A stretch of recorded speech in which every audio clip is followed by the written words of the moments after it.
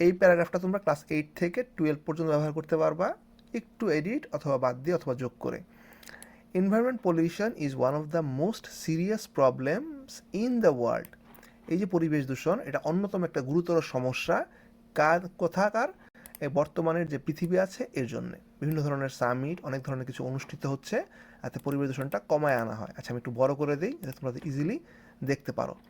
আচ্ছা, environmental pollution means, এই পরিবেশ দূষণ মানে হচ্ছে কন্টামিনেশন। এই বানানটা খুব সুন্দরভাবে মুখস্থ করবা। এই বানানে বিশেষ করে এই প্যারাগ্রাফে অনেকে অনেক বানান ভুল করে। কন্টামিনেশন অর্থ হচ্ছে দূষণ, এখানে এই অর্থটা দেয়া আছে। সিনোনিমস, পলিউশন এর সিনোনিম হচ্ছে কন্টামিনেশন, ইমপিউরিটি অথবা দেওয়া আছে এটা। আচ্ছা, কন্টামিনেশন অফ কিসের কিসের দূষণ? এটা পরিবেশ দূষণ বলতে আমরা বুঝি এই যে বাতাস, এটা একটা দূষণ, পানির দূষণ, মাটির দূষণ, হুইচ, যা সিরিয়াসলি থ্রেটেন্স, খুবই গুরুতরভাবে কী করে, হুমকি স্বরূপ, কারদের জন্য? হিউম্যান লাইফ অ্যান্ড নেচার, প্রকৃতি এবং মানুষের জন্য এইটা কি হুমকি স্বরূপ। ইট ইজ মেইনলি কস্ট, এটা কেন ঘটে? এটা মেইনলি ঘটে হচ্ছে ইন্ডাস্ট্রিয়াল ওয়েস্ট। এই যে এটা এই অর্থ দেওয়া আছে, ইন্ডাস্ট্রিয়াল ওয়েস্ট, শিল্প বর্জ্য, বিশেষ করে শিল্প বর্জ্য। এছাড়া যেটা হচ্ছে মূলগত কারণ ভেহিকেল ইমিশনস, ভেহিকেল অর্থ হচ্ছে যানবাহন, আর ইমিশন অর্থ হচ্ছে এই দেখো এখানে দেওয়া আছে সুন্দর করে, এটা কোথায় গেল, ছিল তো আমি লিখছি, নিঃসরণ বা কালো ধোঁয়া, যেগুলো নিঃসরণ হচ্ছে যানবাহন থেকে, এটা একটা মূলত অন্যতম প্রধান কারণ। এছাড়া একটা হচ্ছে এক্সেসিভ ইউজ অফ প্লাস্টিক, মাত্রাতিরিক্ত এই প্লাস্টিক ব্যবহার করা। এবং আরেকটা কি হচ্ছে ডিফরেস্টেশন, আমাদের বনাঞ্চল আস্তে আস্তে কমে যাচ্ছে, ডিফরেস্টেশন বনাঞ্চল ধ্বংস। আনপ্ল্যান্ড আরবানাইজেশন, আনপ্ল্যান্ড নগরায়ন ঠিক আছে, কিন্তু এটা যদি কি বলে আনপ্ল্যান্ড কোনো নিয়ম ছাড়া হয়, দেখা গেছে যে একটু জায়গা ছাড়ার কথা, যেভাবে নিয়ম বাসাটা করার কথা ওইভাবে না করে যদি আনপ্ল্যান্ড হয়, নগরায়নটা হয়, সেখানে ঘিঞ্জি তৈরি হয়, ঠিকভাবে দেখা গেছে ড্রেনের ব্যবস্থা নাই, পয় নিষ্কাশনের ব্যবস্থা নাই, এইগুলা আসলে পরিবেশ দূষণের অন্যতম কারণ হয়ে দাঁড়ায়। আচ্ছা, এটুকু যদি বুঝে থাকো তাহলে পরে হচ্ছে এয়ার পলিউশন। এই পরিবেশ, এটা কিন্তু পরিবেশ দূষণ না। এয়ার পলিউশন মানে কি? বায়ু দূষণ। Leads to respiratory diseases, respiratory diseases এইটা অর্থ হচ্ছে এই যে রেসপাইরেটরি যেটা অর্থ পাবা এখানে দেওয়া আছে, শ্বাস প্রশ্বাস সংক্রান্ত। এই বায়ু দূষণের ফলে মানুষের কি হয়? শ্বাস প্রশ্বাস সংক্রান্ত রোগবালাই তৈরি হয়। আমরা কোথায় ছিলাম? এই যে এইটা। হোয়াইল, অন্যদিকে, ঠিক আছে, অথবা হোয়াইল ওয়াটার পলিউশন, পানি দূষণ কি করে? স্প্রেডস, ছড়ায় দেয়। কি ছড়ায়? ডেডলি ইলনেস, মারাত্মক মৃত্যুদায়ক এই যে অসুখ যেগুলো থাকে, মৃত্যু হইতে পারে এমন অসুখ ছড়ায় দেয়। And destroy aqua life, destroys aquatic life, aquatic মানে হচ্ছে জলজ। এবং এই পানি দূষণ হলে কি হয়?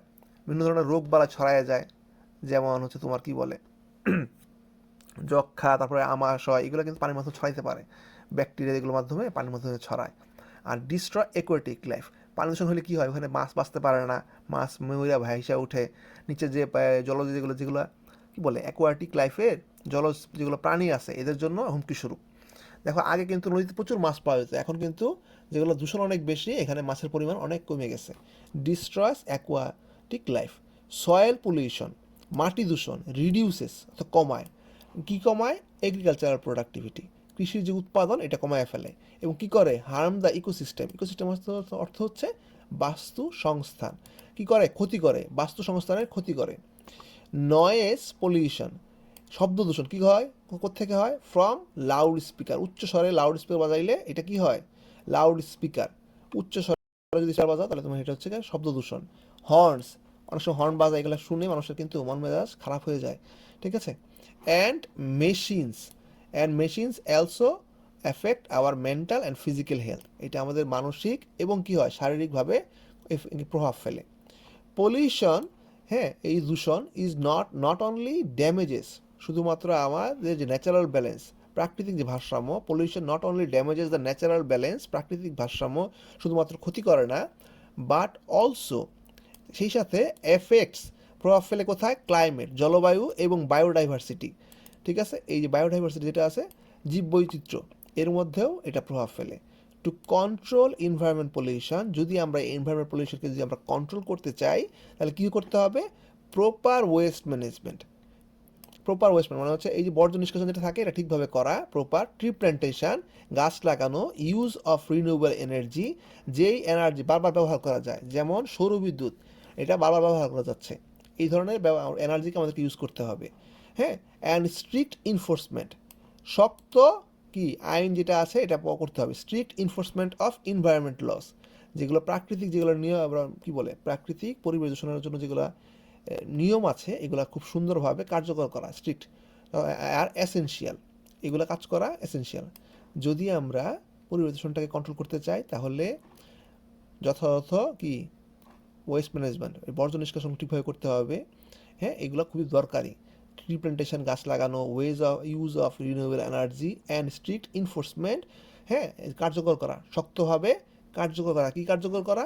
পরিবেশ দূষণের যেগুলো ল আছে, যেগুলো নিয়ম আছে, নীতি আছে, এগুলো ঠিকভাবে কার্যকর করা খুবই এসেনশিয়াল, প্রয়োজনীয়, অত্যাবশ্যক।